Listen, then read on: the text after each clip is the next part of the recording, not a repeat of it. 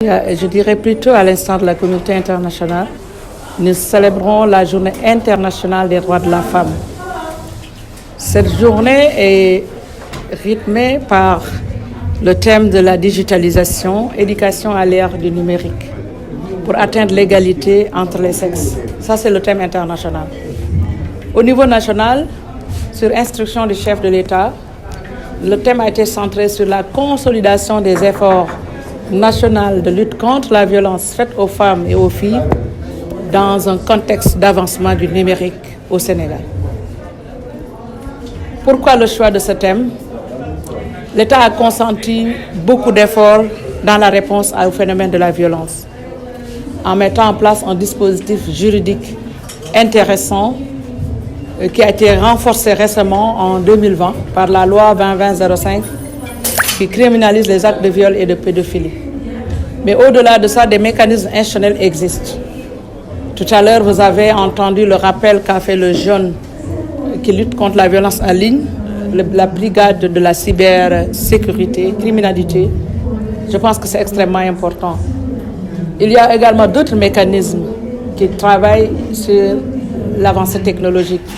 Nous avons eu ce matin la direction des technologies de l'information et de la communication. Mais il y a des mécanismes naturels de lutte contre les violences qui existaient et à travers les initiatives du privé, et comme le numéro vert de l'Association des juristes sénégalaises qui fait de la consultation juridique et l'accompagnement des victimes au quotidien. Mais l'État également a senti la nécessité de mettre en place des mécanismes adaptatifs. Et c'est dans ce cadre qu'on peut situer la rénovation de la ligne 116 dénommée Walou. La ligne 116 a été lancée le 25 novembre 2022, mais à ce jour, on enregistre plus de 3000 appels, dont 395 cas de violences avérées et qui font l'objet de suivi quotidien.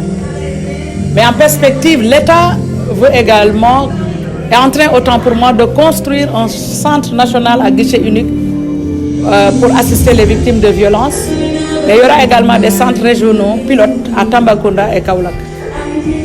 Mais l'articulation du thème national, de l'effort national de lutte contre les violences avec le thème international a eu le mérite de toucher le digital en tant qu'outil moderne qui sert de levier à l'autonomisation de la femme sur plusieurs registres, que ce soit vraiment le gain de temps que ça peut procurer aux femmes en termes de recherche d'informations, mais aussi d'activité économique, mais aussi la technologie qui peut contribuer à l'allègement des travaux de la femme. Mais nous avons senti que l'espace numérique est un espace de propagation de la violence. Tout à l'heure, en écoutant Ousseynou Gueye qui a écrit un livre blanc, ce n'est pas de ta faute. Elle a rappelé un fait qui s'est produit en milieu familial. Nous avons senti les méfaits qu'aujourd'hui l'utilisation malencontreuse ou la mauvaise utilisation du digital fait au sein des familles en termes de drame psychologique, mais aussi en termes de dislocation ou d'effritement du tissu familial. Et cela également touche la société car certaines valeurs sont atteintes. Tout à l'heure, je vous ai dit qu'on assiste aujourd'hui à une époque où il y a la levée de tous les tabous. Ce qu'on appelle en Wolof le kersa, le djom et tout ça, ça a tendance à disparaître parce que l'espace numérique est un espace confortable. On est derrière son ordinateur, on écrit sur quelqu'un, on ternit son image sans pour autant se préoccuper du reste du monde. Et c'est un espace où il y a aussi un danger. On le fait, mais aujourd'hui, avec tous ces mécanismes mis en place, il est très facile d'appréhender les auteurs. Moi, j'ai eu à rencontrer des jeunes enfants, des jeunes garçons ou filles à la brigade de la cybercriminalité pour des faits qui étaient évitables. Mais peut-être la sensibilisation n'était pas au rendez-vous et c'est pourquoi nous avons senti nécessaire d'articuler le thème national à la thématique internationale parce que ce qui se passe au niveau national dans ce domaine peut être rangé dans la catégorie des violences faites aux femmes et aux filles. Et mieux, nous avons senti que parmi les auteurs de violences, on compte maintenant aujourd'hui les femmes et les filles. Avant, dans la typologie classique, on notait une forte présence des hommes et des garçons en tant qu'auteurs, surtout quand il s'agit de viol et autres.